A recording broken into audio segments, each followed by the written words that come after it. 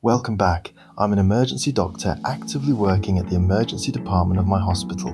In this Doctor's Corner series, we'll dive into lesser-known approaches and hidden strategies to help the people with critical illnesses. You can subscribe if you want to learn the latest news and healthy solutions about your health. Good day, everyone. Let us begin with one honest question. When a student fails academically, what do we usually attack first? We attack the grade. We attack the timetable. We attack the laziness. We say, study harder. But pause. Ask a better question. Why did the student stop moving toward learning in the first place? And then ask the deeper question. How do we restart movement without crushing the person? Today, focus on motivation. Not as a slogan, not as a poster on a classroom wall, and not as a burst of excitement that disappears by Monday morning. Treat motivation as a biological, psychological, and behavioral engine. If academic failure is the visible smoke, motivation is often one of the engines underneath. Fix the engine, do not only wipe away the smoke. Medical and psychological literature has become very clear on one point. Academic performance is not simply a matter of intelligence. It is shaped by self-belief, sleep, emotional health, reward learning, stress physiology, and the student's sense of autonomy and competence. A meta-analysis grounded in self-determination theory found that the quality of motivation matters. Students do better when they act from meaning, interest, and personal endorsement rather than fear, shame, or pure pressure. Another systematic review found that academic self-efficacy, the belief I can handle this task if I use the right strategy, is moderately associated with academic performance, partly through effort regulation and deeper learning strategies. So do not ask only, is this student smart? Ask, does this student still believe effort can produce a result? Now listen carefully. Motivation is not the opposite of discipline. Motivation is the biological and psychological reason discipline can begin. Why does this matter? Because a student who repeatedly fails often does not just lose marks, they lose prediction. The brain begins to predict. Effort will hurt and effort will not work. How do we help? We must give the brain new evidence. Small, repeated, believable evidence. That action can still lead to progress. First, define the target correctly. Do not tell a struggling student, just be motivated. That is too vague. Say this instead. Choose one subject, one chapter, one page, one question, and one next action. Why? Because motivation grows when the brain can see a reachable path. A huge goal can feel like a wall. A small step feels like a door. In neuroscience, dopamine is often misunderstood. Do not reduce it to pleasure. Think of it more carefully. Dopamine is involved in learning, reward prediction, and the strengthening of associations between actions and outcomes. When a student studies and sees no improvement, the brain may stop assigning value to the action. But when effort is followed by visible progress, even a small correct answer, a completed paragraph, a teacher's precise feedback, the brain begins to reconnect effort with reward. How do we use this? Make progress visible. Track completed questions, mark errors corrected, count minutes of focused work, not only final scores. Let the student see proof, because proof feeds persistence. Second, separate shame from responsibility. Give responsibility, but remove humiliation. Why? Because shame narrows attention and makes avoidance attractive. A student who feels stupid will often protect the self by not trying. If I do not study, at least I can say I failed because I did not try. That sentence sounds irresponsible, but psychologically it is self-defense. How do we break it? Say, your grade is data, not identity. Your mistake is a map, not a sentence. Then command action. Rewrite the error. Explain why it happened. Solve one similar item. Show me the correction. This turns failure into information. A recent conceptual review connecting neuroscience and education describes failure as biologically active. Failure can influence stress chemicals, motivation, neuroplasticity, and learning. That means failure is not dead space. It is a moment of brain change. but guide it. If failure is left alone, it can become threat. If failure is processed, it can become training. So do not let students merely receive a bad mark. Make them perform a failure review. What was missed? Why was it missed? What rule was misunderstood? What cue will remind you next time? What is the next repetition? Third, build competence before demanding confidence. Why? Because confidence without skill is fragile, and pressure without skill becomes panic. How do we build competence? Use the ladder method. Start below the student's failure point. If algebra is breaking them, do not begin with the hardest exam item.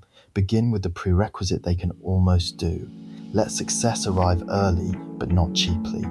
Then increase difficulty. Command the sequence, master the base, repeat it, add one challenge, review the error, continue. This is where self-efficacy becomes clinically important. A systematic review of university students found academic self-efficacy to be moderately related to academic performance, with effort regulation, deep processing, and goals helping explain the connection. Translate that into practice. Students need repeated experiences of, I tried a method and it worked. Do not praise only talent. Praise strategy, correction, persistence, and accuracy. Ask, how did you improve that answer? Ask, which method helped? Ask, what will you repeat tomorrow? These questions train the student to see ability as something built through method. Fourth, give autonomy. Do not confuse motivation with control. If every academic action is forced, the student may comply while emotionally leaving the process. Why does autonomy matter? Self-determination theory describes 3 psychological needs that support motivation: autonomy, competence, and relatedness. In simple language, I have a say, I can improve, and I am not alone. How do we apply that in school or at home? Offer controlled choices. Say, choose whether you start with math or biology, but start at 6 o'clock. Say, choose whether you revise with flashcards or practice questions, but show the result. Give boundaries, but include ownership. Now add meaning. Ask, why does this subject matter beyond the exam? Do not accept shallow answers. Push deeper. If the student says, it does not matter, ask, how could this skill protect your future options? If they say, I hate this topic, ask, which part is useful, even if it is not enjoyable? Motivation often returns when learning is connected to identity, independence, family contribution, career direction, or self-respect. Do not wait for passion. Build relevance. Fifth, use the growth mindset carefully. Do not oversell it. Do not say, believe and everything will change. That is not medically or scientifically serious. Instead, say, the brain changes with practice, but practice must be targeted. A large national experiment in adolescents found that a brief growth mindset intervention could improve achievement, especially when the school environment supported learning-oriented norms. The key idea was not empty positivity, it was reducing the belief that effort means low ability. So give the correct message. Struggle is not proof that you cannot learn. Struggle is a signal that the method, spacing, feedback, or foundation needs adjustment. How do we make that message real? Pair it with action. If a student fails a test, do not simply say, try again. Say, try again differently. Use active recall instead of rereading. Use spaced practice instead of one-night panic. Use past papers instead of passive highlighting. Teach the student to close the book and retrieve from memory. Why? Because learning is not comfort. Learning is retrieval, correction, and consolidation. Sixth, protect the body because the brain sits inside it. This is the part many people ignore. A student may look unmotivated while actually being sleep deprived, anxious, depressed, underfed, overstimulated, or socially isolated. Why is this crucial? Because motivation depends on energy, attention, and emotional regulation. A recent systematic review and meta-analysis found a significant relationship between sleep quality and academic performance, and it also emphasized that sleep difficulties can reflect broader emotional or family stress rather than mere lack of effort. So command the basics. Set a sleep window, reduce late night scrolling, prepare the next morning's materials before bed, and treat chronic exhaustion as a signal, not a personality flaw. Also, watch for mental health warning signs. If a student loses interest in everything, withdraws from people, sleeps far too much or too little, speaks hopelessly, panics before school, or shows thoughts of self-harm, do not give a motivational speech and walk away. Refer, support, involve qualified care. Medical literature links depression, anxiety, stress, burnout, resilience, motivation, and social support with academic outcomes, especially in demanding educational settings. How do we respond? Do not shame symptoms. Screen gently.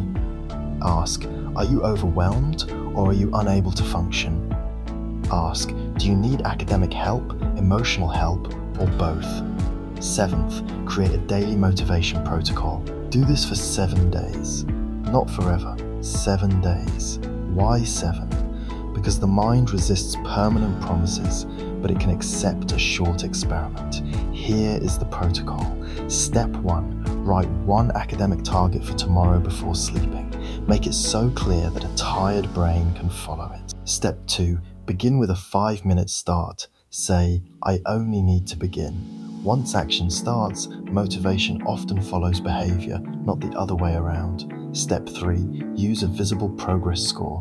Count practice questions, pages summarized from memory, or errors corrected. Step 4, end with a win log. Write one sentence, today I improved by Y, because the brain needs evidence that the story is changing. Step 5, connect with one person. A teacher, parent, sibling, classmate, mentor. Someone must know the plan.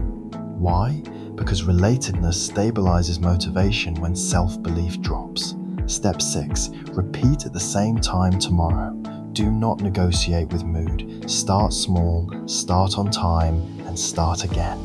Now ask, how does this reduce academic failure? It reduces avoidance. It rebuilds self-efficacy. It turns failure into feedback. It lowers emotional threat. It gives the brain reward signals for progress. It brings sleep, structure, meaning, and social support into the learning process. It changes the student's inner sentence from I am failing because I am incapable to I am behind, but I know the next move. So, what should we remember? Do not treat academic failure as a final verdict. Treat it as a clinical and educational signal. Ask why the student stopped believing in effort. Ask how the environment can rebuild autonomy, competence, and connection. Give commands that are clear, not cruel. Give feedback that is specific, not personal. Build motivation through evidence, not decoration. Start with one page. Correct one error. Protect one night of sleep. Ask one honest question. Make one promise small enough to keep, then repeat. Motivation works because it does not merely push a student toward grades, it reconnects the student with agency. And when agency returns, learning can breathe again.